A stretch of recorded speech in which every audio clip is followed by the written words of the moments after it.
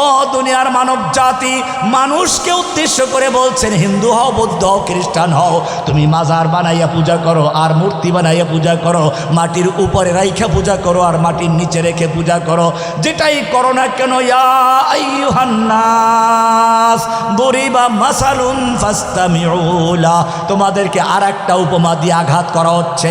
দুরিবা মাসালুন, মেসাল দিয়ে আঘাত করা হচ্ছে। কিসের মেসাল দেওয়া হচ্ছে? আল্লাহ বলছেন ফাসতামিউ লা, কান লাগাইয়া শুনো, মনোযোগ দিয়ে শুনো। কে বলেছেন? মনোযোগ দিয়ে শুনতে বলেছেন কে? নাকি রহমানি বলতেছে? না, আল্লাহ বলছেন মনোযোগ দিয়ে শুনে। এরপর কি বলতেছেন? ইন্নাল্লাযীনা তাদউনা মিন দুনিল্লাহ, তোমরা হিন্দুরা আল্লাহর পরিবর্তে মূর্তি বানাইয়া, ওলিদের মূর্তি বানাইয়া, তারপরে তাকে শাড়ি পরাও, গয়না পরাও, টাকা দাও, পয়সা দাও, প্রার্থনা করো, সেজদা করো, গান বাজনা করো। আর মুসলমান হলে পরে মাজারে রেখে তারপরে ওলিদের কবরে চাদর দাও, টাকা দাও, পয়সা দাও, মান্নত করো। তুমি যেইটাই করো না কেন, ইন্নাল্লাযীনা তাদউনা মিন দুনিল্লাহ, আল্লাহর পরিবর্তে তোমরা যাদেরকে ডাকো, যাদের কাছে প্রার্থনা করছো, যাদের নামে মান্নত করছো, আল্লাহ বলছেন ওরা সব যদি একাত্র হয়, দুনিয়ার সব দেবদেবী আর মূর্তি যদি একাত্র হয়, দুনিয়ার সব মাজারওয়ালা একাত্র হয়, আল্লাহ বলছেন ওরা সব মিলে একটা মাছিও তৈরি করতে পারবে না। কি তৈরি করতে পারবে না? আল্লাহ তুমি মাছির কথা কেন বললা? তুমি বলবা হাতির কথা, ডাইনোসরের কথা, তিমি মাছের কথা, তুমি মাছির কথা কেন বললা? আল্লাহ রাব্বুল আলামিন বলেন মাছির কথা বলার একটা বিশেষ কারণ আছে। ওই দেবদেবীর সামনে যেই খাবার দেওয়া হয়, দামি দামি খাবার, সুগন্ধযুক্ত খাবার, মিষ্টি দেওয়া হয়, তুমি যদি ওখান থেকে খাবার ছিনতাই করতে চাও, তুমি পারবে না। লাঠিয়াল বাহিনী তোমাকে পিটিয়ে ভর্তা বানাইয়ে দিবে। মূর্তির সামনে খাবার তুমি ছিনতাই করতে পারবে না, দেবদেবীর সামনেতে খাবার আনতে পারবে না, মাজার থেকে তুমি খাবার আনতে পারবে না। কিন্তু মাছি যদি ওইখান থেকে খাবার ছিনতাই করে, আল্লাহ বলছেন কিন্তু মাছি যদি ওখান থেকে একটু খাবার ছিনতাই করে, ওই মাছির কবল থেকে মূর্তি পূজকরাও রক্ষা করতে পারবে না, মূর্তিও রক্ষা করতে পারবে না। এই জন্য মাছির কথা উল্লেখ করেছি। কি দুর্বল ওই মাছির থেকে ওই দেবদেবীও বাঁচাতে পারে না, দেবদেবী পূজারীও বাঁচাতে পারে না, মাজারওয়ালাও বাঁচাতে পারে না, মাজার পূজারীও বাঁচাতে পারে না। আল্লাহ বলছেন দাউফাত তালিবু ওয়াল মাতলুব, ওরা কতই দুর্বল, যে পূজারী তারাও দুর্বল, যারা পূজা করে তারাও দুর্বল। এই কারণে আল্লাহ বলছেন ইয়া আইয়ুহান নাস, ইয়া আইয়ুহান নাস আনতুমুল ফুকারাউ ইলাল্লাহ, ও মানব জাতি তোমরা যেই হও না কেন, তোমরা সবাই আল্লাহর দরবারের ফকির। কার দরবারের ফকির? নবীরা কার দরবারের ফকির? ইউনুস আলাইহিস সালাম মাছের পেটে চলে গেছেন, ফানাদা ফিজ যুলুমাত, তিনটা অন্ধকারের মধ্যে, সাগরের অন্ধকার, রাতের অন্ধকার, তিমি মাছের পেটের ভিতরে ঢুকিয়াছেন আর এক অন্ধকার, দুনিয়ার কোনো মানুষ শুনতে পায় না। আল্লাহ বলছে, সেখান থেকে ডাক দিয়ে বলছে রব্বে ইনকি লা ইলাহা ইল্লা আনতা সুবহানাকা ইন্নী কুনতু মিনাজ জালিমিন। ডাক দিয়েছেন কাকে? ও মুসলমান, ইউনুস আলাইহিস সালাম বিপদে পড়ে ডাকলেন কাকে? ইব্রাহিম আলাইহিস সালাম বিপদে পড়ে ডাকলেন কাকে? আগুনে নিক্ষেপ করা হচ্ছে, জিব্রাইল মিকাইল পর্যন্ত এসে বলছে ইব্রাহিম একটু তোমাকে সাহায্য করতে চাই, একটু হুকুম দাও খালি। ইব্রাহিম আলাইহিস সালাম বললেন জিব্রাইল নিজের থেকে এসেছো নাকি আল্লাহ পাঠিয়েছেন, আগে তা বলো।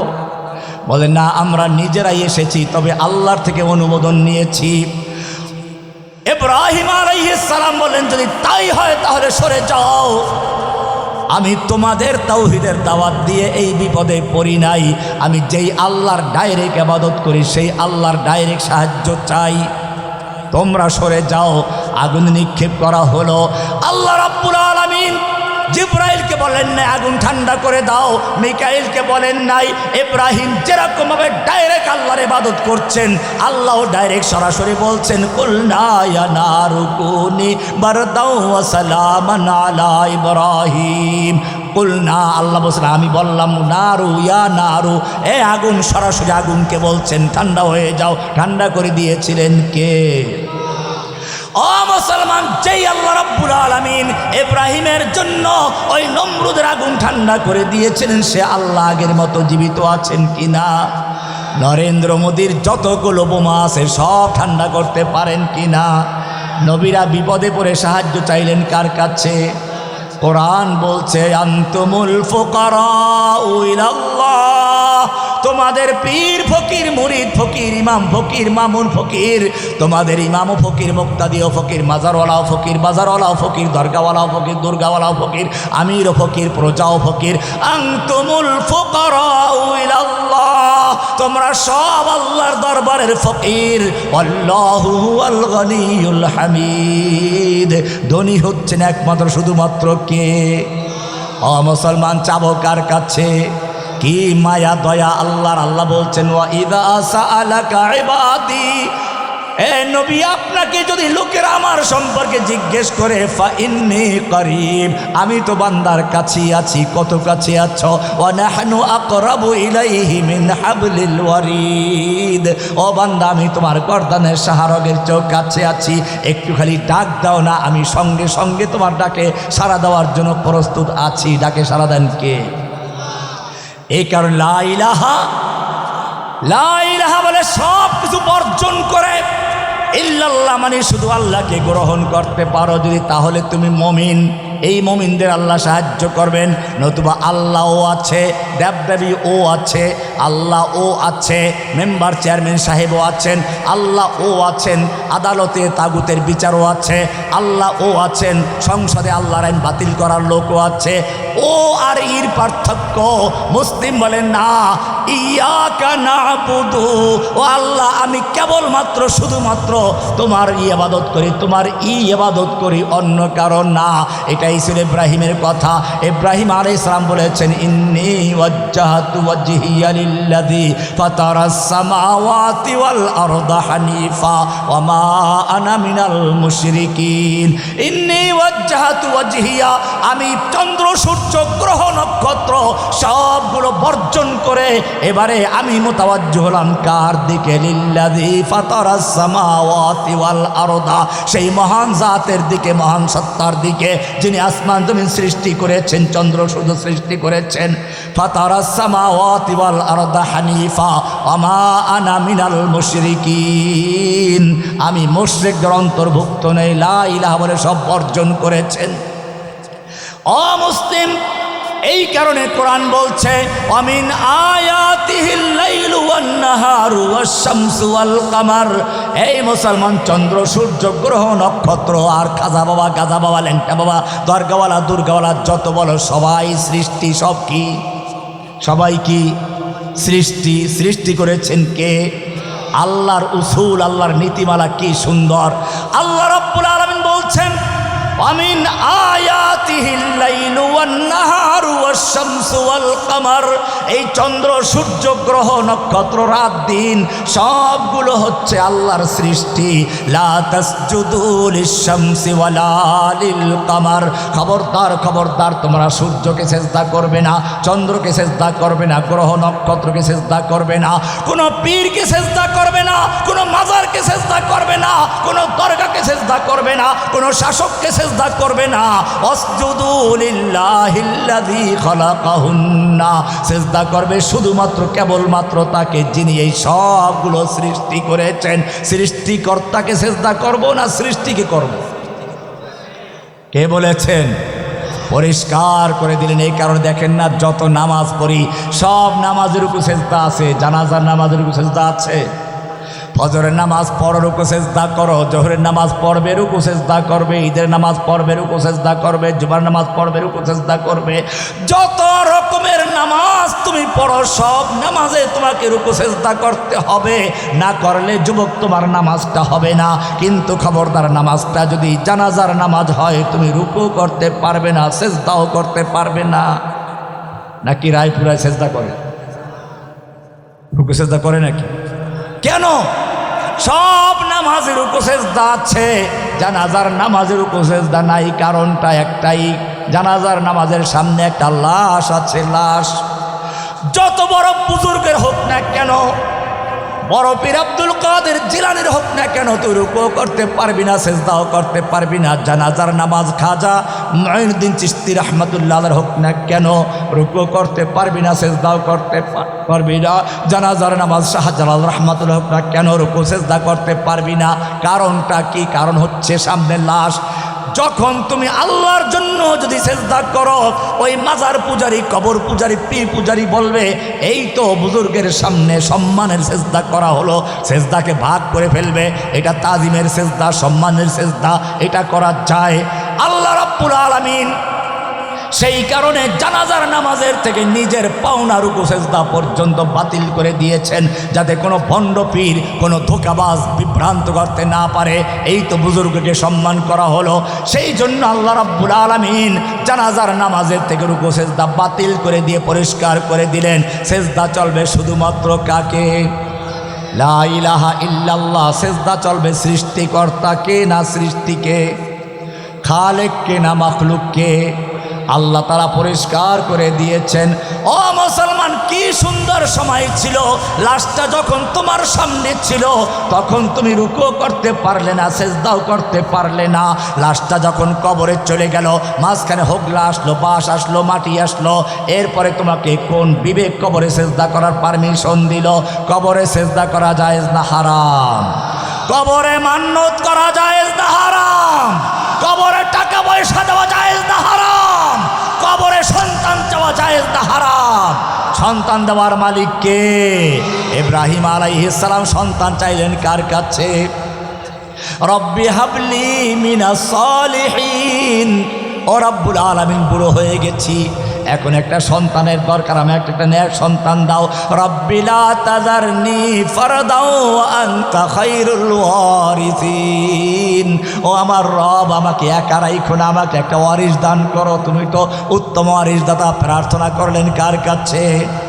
ইব্রাহিম আলাইহিস সালাম সন্তান চাচ্ছেন আল্লাহর কাছে। ইব্রাহিমের সন্তান দাতা যদি আল্লাহ হয়, তোমার আমার সন্তান দাতা কে? ইউনুস আলাইহিস সালামকে মুক্তিদাতা আল্লাহ হলে তোমার আমার মুক্তিদাতা কে? লা ইলাহা। কোনো মুক্তিদাতা নেই, কোনো সন্তান দাতা নাই, রিজিক দাতা নাই, কোনো আইন দাতা নাই, বিধান দাতা নাই। দেওয়ার মালিক একমাত্র কে? লা ইলাহা ইল্লাল্লাহ। এটা যদি মানতে পারো, ফাকাদ ইসতামসাকা বিল উরওয়াতিল উসকা। কুফর বিত্তাগুতের এক হাত, ঈমান বিল্লাহ ইল্লাল্লাহর এক হাত, দুই হাতে ধরেছ।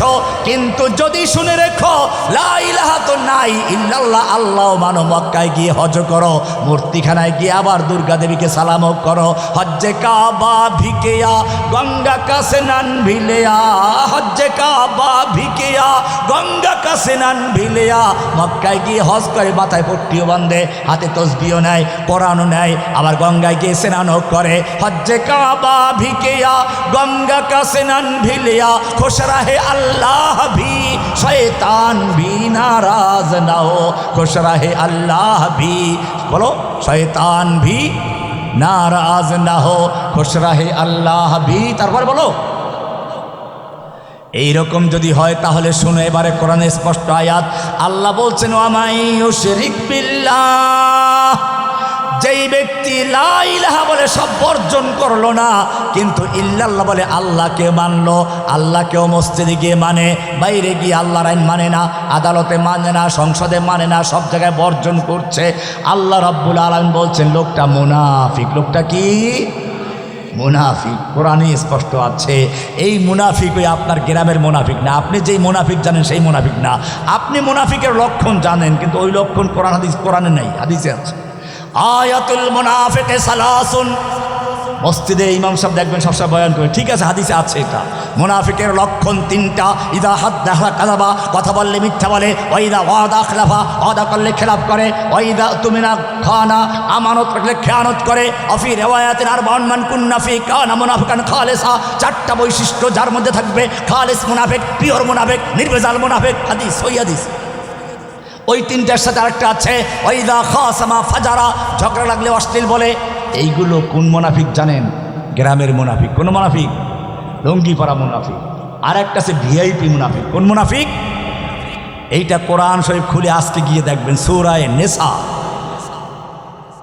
61 নম্বর আয়াত আল্লাহ তাআলা বলছেন, একটু আগে থেকে বলি 59 থেকে বলি, কোরআন কি সুন্দর করে বলছে, আলাম তারা ইলাল্লাযীনা ইয়াজউমুনা আন্নাহুম আমানু বিমা উনজিলা ইলাইকা ওয়া মা উনজিলা মিন ক্বাবলিক। হে নবী, আপনি কি ওই সমস্ত লোকদেরকে দেখেননি, ইয়াজউমুনা যারা দাবি করে, আন্নাহুম আমানু বিমা উনজিলা ইলাইকা ওয়া মা উনজিলা মিন ক্বাবলিক, তারা ঈমান এনেছে আপনার প্রতি নাজিলকৃত কিতাবের উপরে, ঈমান এনেছে আপনার পূর্বে যত কিতাব নাজিল হয়েছে সব কিতাবের উপরে, কিন্তু যখন বিচার ফয়সালার ব্যাপারটা আসে তখন তারা আল্লাহর কোরআন দিয়ে বিচার ফয়সালা করতে রাজি না। ইউরিদুনা আইয়াতাহাকামু ইলাত তাগুত, তারা তাগুতের আদালতে বিচার নিয়ে যায়। অকাদ উমিরু আইয়াকফুরু বিহি, অথচ তাদেরকে সূরা বাকারার 256 নম্বরাতে বলা হয়েছিল ফামাইয়াকফুর বিত তাগুত, সব তাগুতকে বর্জন করতে বলা হয়েছিল।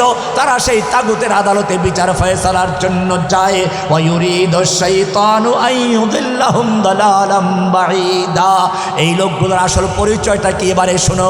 60 নম্বরে আল্লাহ বলছেন, وَإِذَا قِيلَ لَهُمْ تَعَالَوْا إِلَى مَا أَنزَلَ اللَّهُ وَإِلَى الرَّسُولِ, এই লোকগুলোকে যখন বলা হয় আসো, তুমি তো কোরআন মানার দাবি করো, কোরআন পড়া ছাড়া নাকি সকালে চা খাও না, তাহাজ্জুদ নাকি মিস যায় না, কোরআন পড়ো তাসবিহ তাহলিল মাথায় পড়তে বান্ধো, ঠিক আছে আসো আল্লাহর কোরআন দিয়ে রাষ্ট্র চালাই। وَإِذَا قِيلَ لَهُمْ تَعَالَوْا إِلَى مَا أَنزَلَ اللَّهُ وَإِلَى الرَّسُولِ, এই লোকগুলোকে যখন বলা হয় তাহলে আসো, আল্লাহ যা নাজিল করেছেন আল্লাহর নাজিলকৃত কিতাব দিয়ে আমরা বিচার ফয়সালা করে রাষ্ট্র চালাই। ওয়াইলার রাসূল, রাসূলের সুন্নাহ দিয়ে দেশটা চালাই। আল্লাহর কোরআনের বিধান দিয়ে রাষ্ট্র চলবে, রাসূলের সুন্নাহ দিয়ে চলবে। আল্লাহ বলছেন এই কথা যখন তুমি এই লোকগুলোকে বলবা, রাআইতাল মুনাফিকিনা ইয়াসুদ্দুনা আনকা সুদুদা, এই ভিআইপি মুনাফিকগুলোকে দেখবা একটু পরে যারা বক্তব্য দিল কোরআন মানি, আমি কি মুসলমান না, নতুন পাঞ্জাবি পরে আসছে, নতুন টুপি মাথায় দিয়ে আসছে, নির্বাচন সামনে, ভোট চাবে। আল্লাহ বলছেন এই টুপি পরা, নতুন টুপি, নতুন পাঞ্জাবি, নতুন পাজামা পরা ভিআইপি লোকগুলোকে যখন দেখবা সুন্দর সুন্দর বয়ান দিচ্ছে, বলে ঠিক আছে আপনি ঘোষণা করুন আমরা ক্ষমতায় গেলে কোরআনের আদালত কায়েম করব, কোরআনের শাসন কায়েম করব। আল্লাহ বলছেন ওয়াইদা কিলা লাহুম, যখন তাদেরকে বলা হয় তাআলাউ ইলা মা আনজালাল্লাহু ওয়া ইলার রাসূল, আসো আল্লাহর বিধানের কাছে, আল্লাহর কোরআনের কাছে, রাসূলের সুন্নাহর কাছে, এই দিয়ে আমরা শাসন করি।